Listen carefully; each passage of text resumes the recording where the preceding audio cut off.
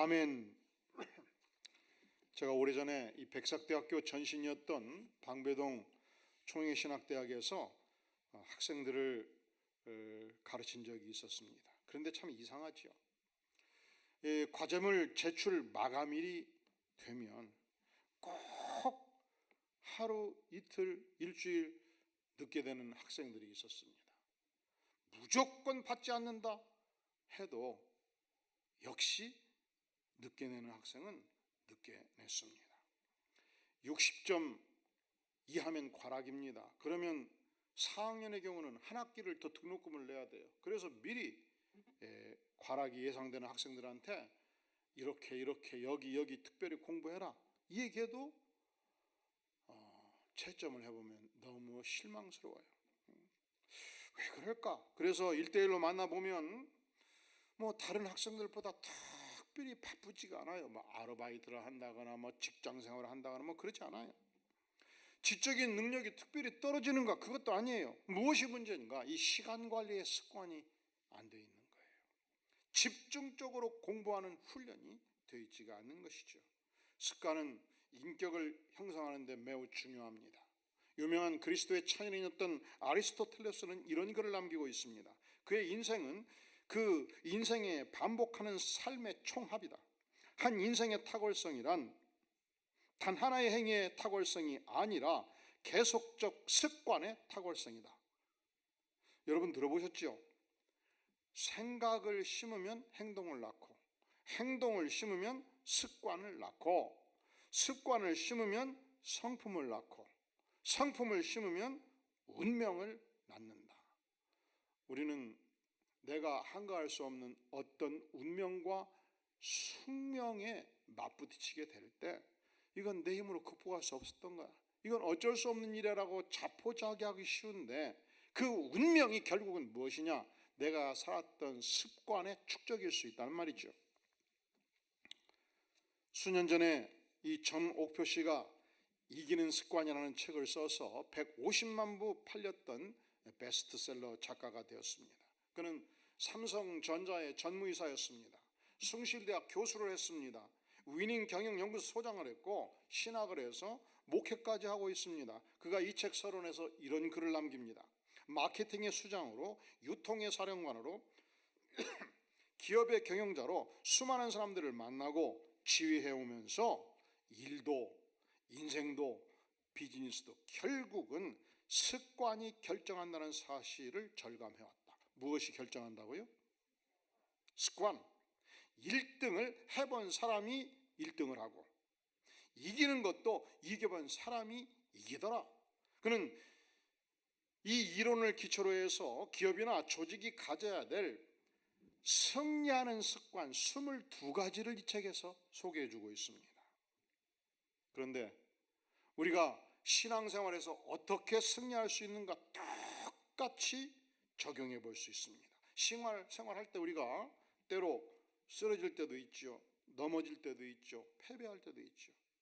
그러나 다시 일어서서 하나님의 말씀에 순종할 때 우리가 실패를 딛고 일어서서 영적으로 승리하는 경험을 할 때가 있습니다. 이 승리의 경험이 축적이 되면서 우리는 신앙생활이 그렇게 어려운 일이 아니구나. 신앙 승리의 비결이 여기 있구나. 깨닫게 됩니다. 오늘 주께서 우리에게 신앙 승리의 비결을 2가지로 말씀해 주고 있습니다. 첫째로 습관적으로 버려야 될 것을 확실하게 버려라. 습관적으로 버려야 될 것을 어떻게 버려라? 확실하게 버려라. 두 번째로 사모하고 획득해야 될 것을 확실하게 붙잡아라. 정리를 잘하는 사람이 이 2가지를 잘해요. 버릴 것을 확실하게 버리는 거예요. 매일매일. 너무 아까운 것이 많으면요 정리가 될 수가 없어요. 그렇죠? 우리가 신앙생활 잘하는 비결이 복잡하지가 않아요. 버려야 될 것을 확실하게 버리는 것입니다. 취해야 될 것을 확실하게 획득하는 것입니다. 그러면 우리가 무엇을 버려야 될 것이냐? 우리 다 함께 베드로전서 2장 1절 천천히 한번 읽겠어요. 시작. 그러므로 모든 악독과 모든 기만과 외식과 시기와 모든 비방하는 말을 버리고 5가지 죄악을 버려라 말씀합니다. 그런데 버릴 때 2장 1절 첫 단어 시작을 어떻게 하고 있습니까? 따라해 볼까요? 그러므로. 이 그러므로는 베드로전서 1장에 하나님의 백성을 전제로 해서 그러므로 말씀하고 있습니다. 1장에서 우리가 하나님의 백성이 어떤 존재인 걸 보았습니까? 우리는 영원을 사모하는 이 땅의 나그네입니다. 우리는 예수 십자가로 핏부림을 통해서 구원받은 쇠하지 아니하고 영원한 하나님 나라의 유업을 상속받은 하나님의 위대한 백성입니다. 우리는 세상 사람과 결코 같지 아니합니다. 우리는 하나님 나라의 백성입니다. 산 소망을 가진 백성입니다. 그러므로 우리가 세상 사람들이 아니기 때문에, 우리는 찰나를 사는 인생이 아니기 때문에, 우리는 영원한 소망을 가진 존재이기 때문에, 그러므로 5대 악을 청산하라 말씀합니다. 첫째로 무엇을 청산할 것인가? 모든 악독을 청산하라 말씀합니다. 부당한 방법으로 타인을 해하는 모든 악한 행동을 청산하라. 부당한 방법에 근거해서 이기적으로 자기의 목적을 성취하고자 하는 욕구를 청산하라. 사도행전 8장에 보면 시몬이라는 인물이 등장합니다. 그는 본래 마술사였습니다. 그는 자칭 큰 자였습니다. 그가 어느 날 빌립 집사를 만나게 돼요. 빌립 집사는 열심히 예수 십자가의 복음을 증거하고 있었습니다. 그가 복음을 증거할 때마다 무수한 사람들이 은혜를 받고 회개를 하고 무릎을 꿇고 하나님께 나아갔습니다. 심지어 많은 중풍병자들이 질병으로부터 나음을 얻었습니다. 평생 한 번도 걷지 못한 자가 일어서 걸었습니다. 더러운 귀신들이 떠나갔습니다. 이러한 모습을 보면서 마술사 시몬이 굉장히 감동을 받은 거야. 내가 저것을 가지면 돈벌이가 되겠다. 그는 집에 가서 금은 보화를 청산해서 팔아가지고 돈다발을 가지고 보니까 기독교의 수장이 베드로단 말이죠. 베드로를 면담을 요청을 해서 돈다발을 내놓고 나에게도 이 복음 증거의 능력과 성령의 능력을 허락하여 주셔서 요청을 한 것입니다. 그때 베드로가 아주 놀라운 선포를 합니다. 사도행전 8장 20절에 보니까 베드로가 이르되 내가 하나님의 선물을 돈 주고 살 줄로 생각하였느냐? 내 은과 내가 함께 망할지어다. 함께 어떨지어다? 저주잖아요. 악담이잖아요. 너가 그러한 자세로 나한테 나올 것 같으면, 성령의 능력을 돈 주고 살 걸로 생각할 것 같으면, 그래서 네가 그것을 돈벌이를 할 것 같으면 망할지어다 선포합니다. 하나님 앞에서 내 마음이 바르지 못하니 이 도에는 내가 관계도 없고 분깃될 것도 없느니라. 그러므로 너의 이 악함을 회개하고 주께 기도하라. 혹마음에 품은 것을 사하여 주시라. 내가 보니 너는 악독이 가득하며 불의에 매인바 되었도다. 이렇게 악독이 가득한 자다, 망할지어다, 이렇게 선포함을 받고 베드로가 강력하게 회개를 촉구하는 모습을 보여주고 있는 것입니다. 두 번째, 우리가 인생을 살면서 하나님의 백성으로서 무엇을 버려야 될 것이냐? 모든 기만을 버려라 말씀합니다. 기만은 속임수, 쉽게 표현하면 사기를 치는 거예요. 자기 목적을 달성하기 위해서 거짓되고 간사한 언어를 구사하는 속임수입니다. 우리는 왜 이제 예수 믿고 은혜를 받으면 하나님의 백성이 되면 왜 우리가 세상의 습관들을 버려야 되는가?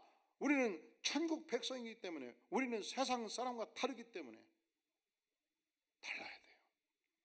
우리가 사업을 해도, 우리가 세상에서 출근을 해서 직원으로서 일을 해도, 우리가 사회에서 친구들을 만나도 달라야 돼요.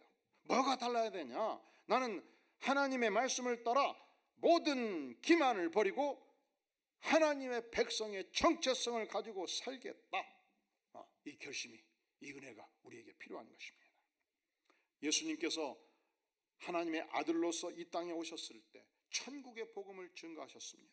순결한 삶을 사셨습니다. 무수한 병자들을 치유하셨습니다. 절망하는 영혼들, 그 시대 버림받은 영혼들, 창녀들, 세리들에게 소망을 주셨고 구원의 여망을 보여주셨습니다.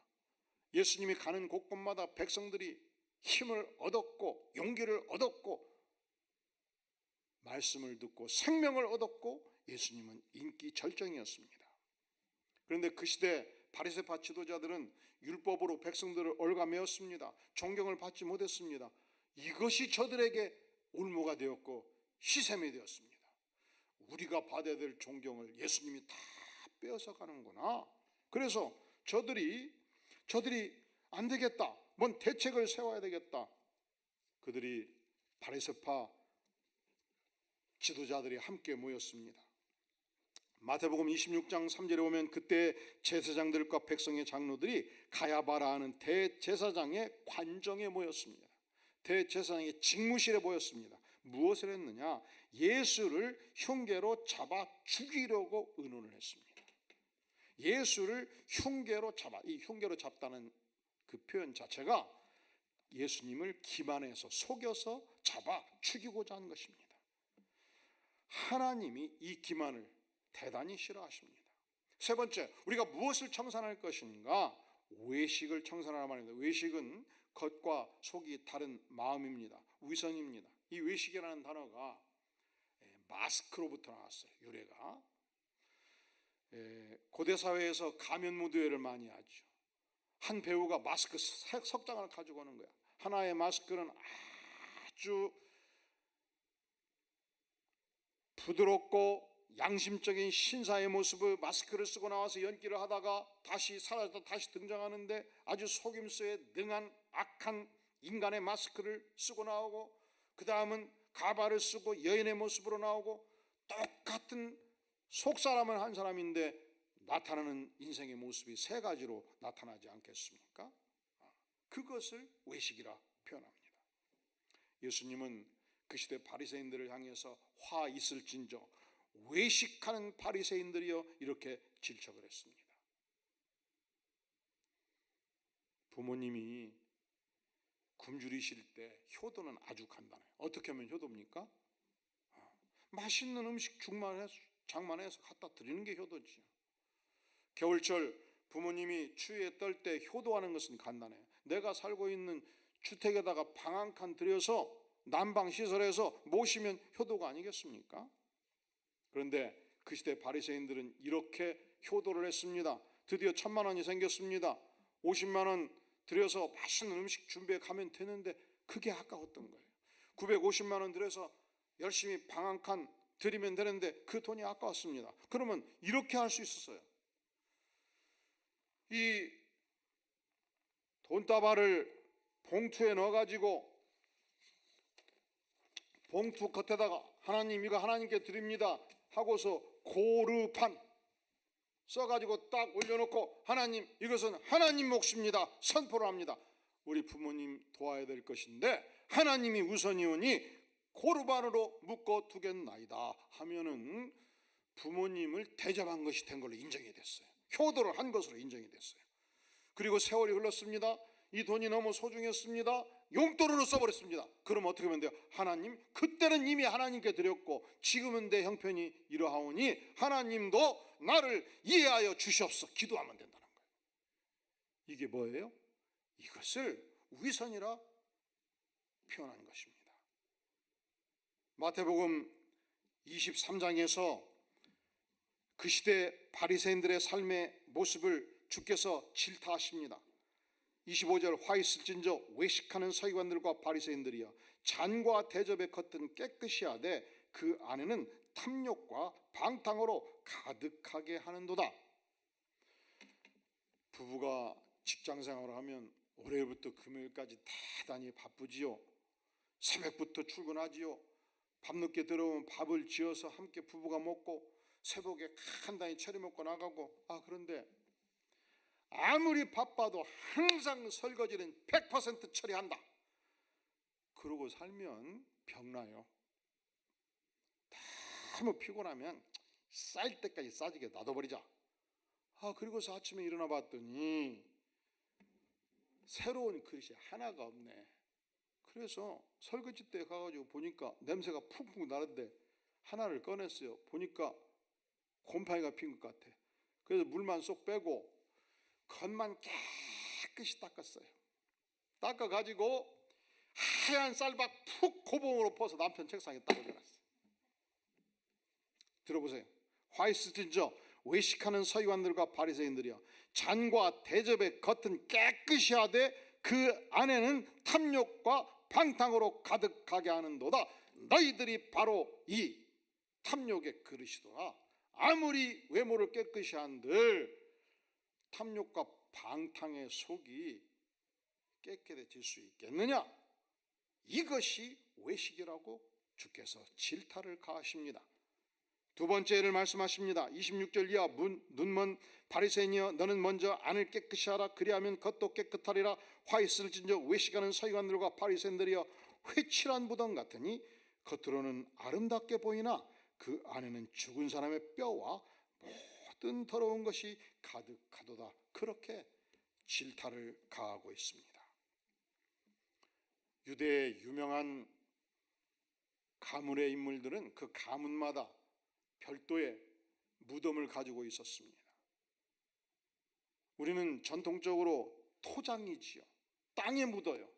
유대인들은 동굴이 많았던 만큼, 석회음 지대였던 만큼 문벌에 있는 귀족들은 귀족의 동굴을 그 귀족의 무덤으로 가지고 있었습니다. 입구는 큰 돌로 막아두지요. 뭐 어떻게 들어가느냐? 장정 3명, 4명이 달라들어서 돌을 살짝 비키고 들어가는 것입니다.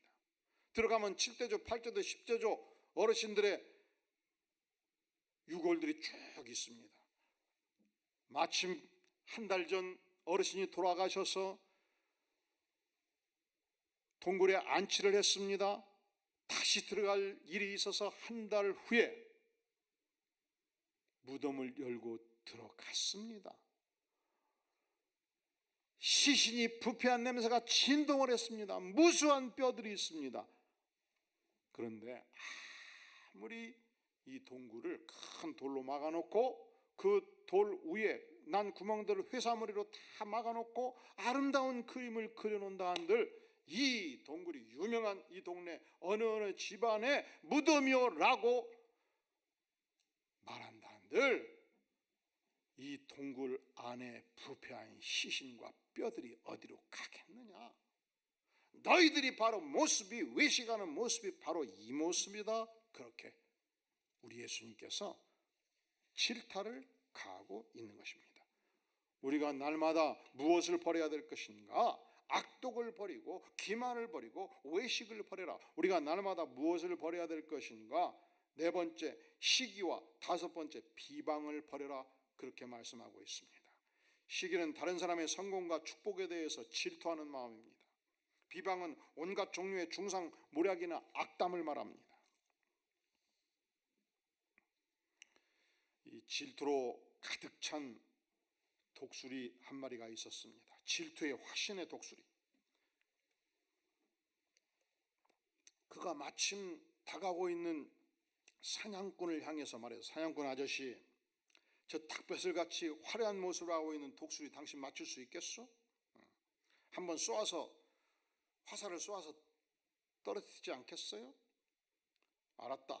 그러면 너의 깃털 몇 개를 다오. 해서 이 질투에 화신 독수리 깃털을 몇 개 받아가지고 쏘았는데 빗나간 거예요. 다시 받아서 쏘았어요. 몇 번 쏘았더니 드디어 맞추었습니다. 재미가 붙었습니다. 질투에 화신 독수리가 이 독수리를 죽여달라, 저 독수리를 죽여달라. 그때마다 깃털을 몇 개씩 뽑아 주었습니다. 한참 그 일을 하고 났더니 질투에 화신 독수리 깃털이 다 뽑혀버린 것입니다. 나를 수가 없었습니다. 사냥꾼이 얼씨구나 좋구나 잡아 먹어버렸습니다.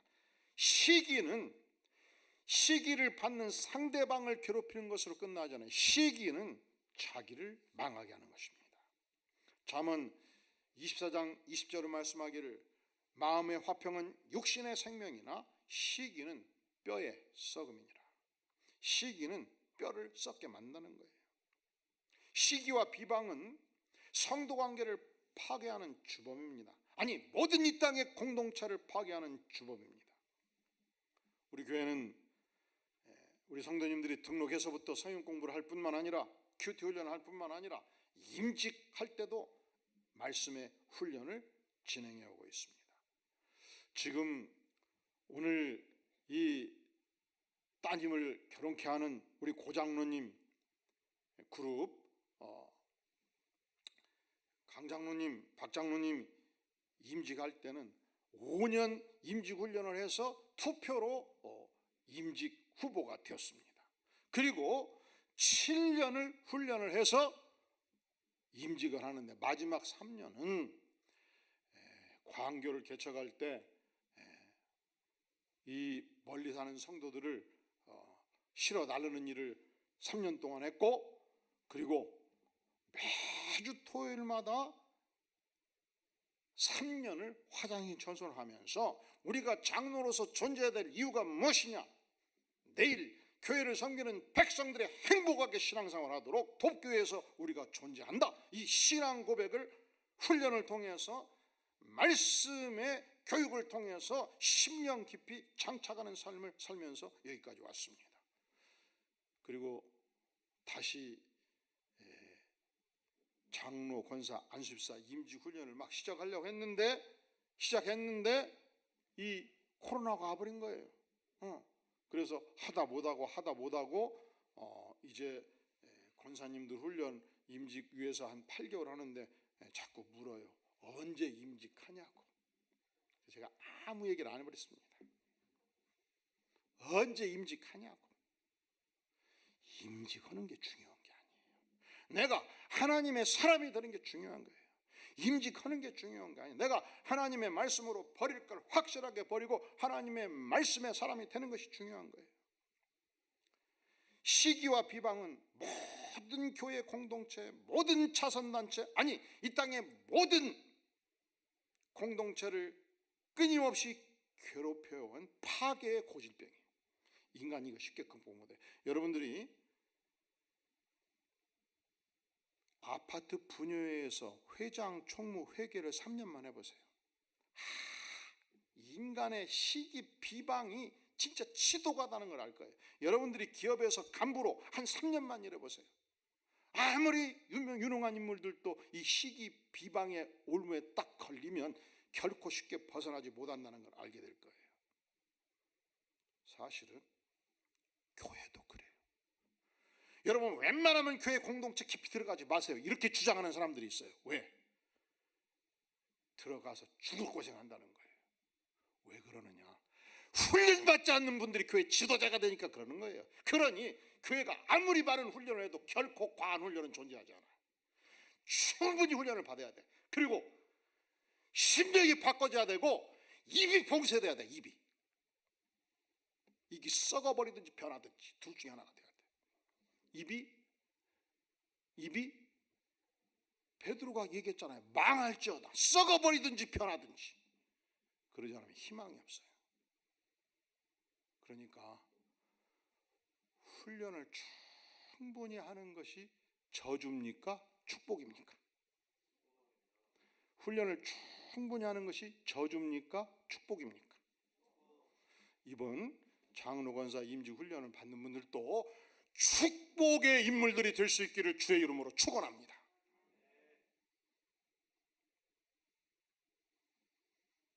그래서 가끔 새가족 제가 면담할 때 그런 얘기를 해요. 목사님, 저는요 과거에 충분히 해볼 만큼 섬겨봤거든요. 교회 저한테 자꾸 연락하지 마시고요, 그냥 가만 놔두면 돼요. 저는 절대 깊이 안 들어갈 거예요. 이게 무슨 얘기인지 아세요? 아는 거예요. 잘못 교회 깊이 들어가면 죽는 거라는 거예요. 왜 그러느냐? 훈련되지 않은 사람들이 이 오대약을 청산하지 않고서 교회 안에 있기 때문에 고통스러운 거예요. 모든 이 땅의 공동체 문제의 항구적인 원천은 이 시기와 비방 안에 있어요. 그것이 국가 공동체의 문제고, 그것이 기업 공동체의 문제고, 심지어 그것이 교회 공동체의 문제일 수 있어요.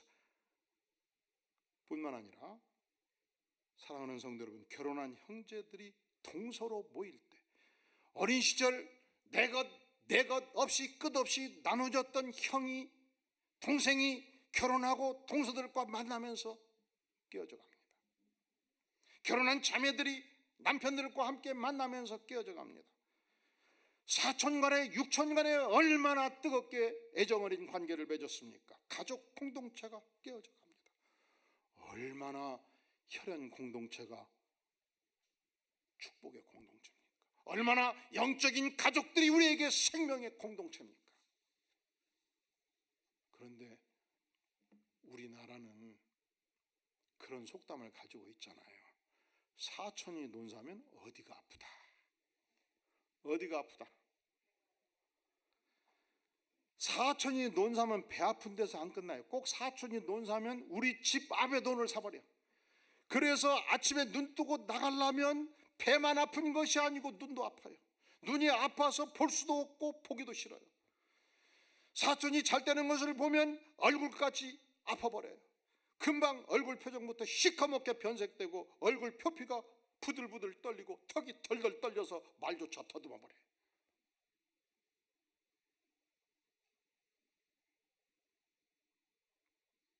시기와 비방이 인간관계를 파괴시키고 공동체를 파괴시키는 사단의 앞잡이란 말이죠.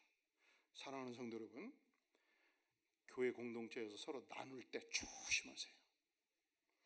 김 집사, 내가 어저께 최 집사 봤는데 말이야, 이렇게 행동하고 말하는데 놀라버렸거든. 진짜 악한 습성이 있더라고. 우리가 그 집사를 위해 진짜 간절히 밤낮에 기도를 많이 해주었어. 알지? 이게 기도를 부탁하는 거예요. 비방을 하는 거예요. 악한 입이 썩어버리든지 아니면 은혜로 바꿔지든지. 지금 베드로 사도가 그걸 말하는 거예요. 망할지어다 아니면 회개하라. 자만 18절 8절에서 말씀하기를 남의 말하기를 좋아하는 자의 말은 별식 같아서 뱃속 깊은 데로 내려가느니라. 그렇게 비방과 시기의 말이 듣기가 좋아요. 귀에 쏙 박히고 뱃속 깊은 곳까지 장착이 되는 거예요. 그래서 바울 사도는 이 비방을 악덕이라 표현을 했습니다. 야고보서 4장 11절에 말씀합니다. 형제들아 피차 비방하지 말라. 오늘 또 여러분들이 예배를 마치면 집에 가셔서 이제 외출복을 입고 편안한 옷을 입지 않겠습니까? 내일 아침에 출근할 때 또 외출복을 다시 입지 않겠습니까? 하나님의 백성들은 날마다 무엇을 벗어야 되냐? 이 5대 악을 100% 청산하는 작업을 습관적으로 매일같이 하는 것입니다. 우리가 벗으면 벌거벗지 않습니까? 다시 입어야죠. 우리 하나님의 백성들은 무엇을 입어야 될 것인가? 자, 우리 다 함께 베드로전서 2장 2절 같이 한번 읽겠습니다. 시작. 갓난아이들 같이 순전하고 신령한 젖을 사모하라. 이는 그로 말미암아 너희로 구원에 이르도록 자라게 하려 함이라. 아멘. 아기가 태어나면 2.8kg면 굉장히 좋다고 그러고 3.6kg면 아이고 크게 났다 그러죠. 근데 3, 4kg도 이렇게 들어보면 대단히 가벼워요. 조심스러워요. 그런데 이 땅의 모든 엄마들은 알아요. 이 작은 아기가 배고플 때 젖을 물리면 이 마력 같은 파워로 내 몸 전체의 젖을 다 빠는 것을 느낍니다. 강력한 파워로 젖을 빨아댑니다. 어떻게 이 힘이 다 나오는가? 그래서 성인이 다 돼서조차 죽을 똥 살 똥 모르고 일할 때 내가 어떤 힘까지 다 썼다 이렇게 말하죠. 젖 먹던 힘까지 다 썼다 말하잖아요. 이 힘이 대단한 파워입니다. 그렇게 이 갓난 아기가 순전하고 신령한 어머니의 젖을 사모하듯이 그렇게 하나님의 백성들은 하나님의 말씀을 사모하는 사람을 살라 말씀합니다. 과거에는 우유가 훌륭한 줄 알고 소젖을 열심히 많이 먹였어요. 그래서 20년 전 30년 태어난 아이들이 교회에서도 열심히 많이 뛰어다닐 때 소전 먹어서 그렇다 그런 말 하기도 했어요. 그런데 최근에는 엄마 젖이 훨씬 더 중요하다는 사실이 밝혀졌죠. 아기가 태어나서 7일만큼은 꼭 초율은 엄마 젖을 먹여라 그럽니다. 한 달은 먹여라 그럽니다.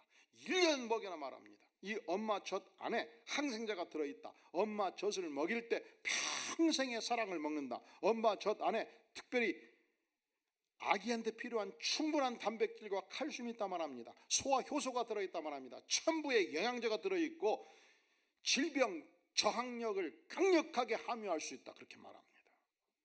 그런데 우리 하나님의 백성에게 있어서 순전하고 신령한 단 하나의 모유, 단 하나의 초유가 있다면 그것은 다름이 아니고 하나님의 말씀, 성경의 말씀인 것입니다. 사랑하는 성도 여러분, 4월, 5월, 6월 묵상하는 사람들이 나왔습니다. 날마다 아침마다 이 말씀을 묵상하고 이 말씀을 마치 갓난아기가 어머니의 젖을 빨듯이 하나님의 말씀을 흡입하고 예배 때마다 하나님의 말씀으로 은혜 받고 충족한 삶을 살 수 있기를 주의 이름으로 축원합니다. 우리 전교인이 3월 28일부터 보네포 영성의 복 제자도의 대가 이 진리 안에 담겨있는 하나님의 말씀을 묵상하고 장착할 때 전심으로 주 앞에 나아갈 수 있기를 간절히 바랍니다. 왜냐하면 신앙생활에서 승리하는 비결이 이렇게 복잡하지 않기 때문에 딱 두 가지. 첫째로 버릴 것을 과감하게 버리는 습관을 장착하는 것입니다. 두 번째로 하나님의 말씀 신령하고 순전한 젖을 온전히 사모하고 획득하고 장착하는 삶을 사는 것입니다. 유명한 경영학자인 공병호 씨가 습관은 배신하지 아니한다 그런 책을 썼어요. 습관은 쉽게 우리를 배신하지 않아요. 어떤 습관을 들여야 될 것이냐? 버릴 것을 확실하게 버리고 신령한 젖 하나님의 말씀을 깊이 획득하는 삶의 습관을 들여서 승리하는 신앙생활을 모두 할 수 있기를 주의 이름으로 축원합니다. 기도하겠습니다. 영광의 주님, 그렇습니다. 저희가 날마다 버릴 것을 온전히 버리겠나이다. 그리고 순전하고 신령한 젖으로 날마다 무장하여 주님 승리하는 복된 신앙생활하기를 구하오니 성령으로 백성들의 심령에 기름 부어 주시옵소서. 예수님의 이름으로 간절히 기도하옵나이다. 아멘.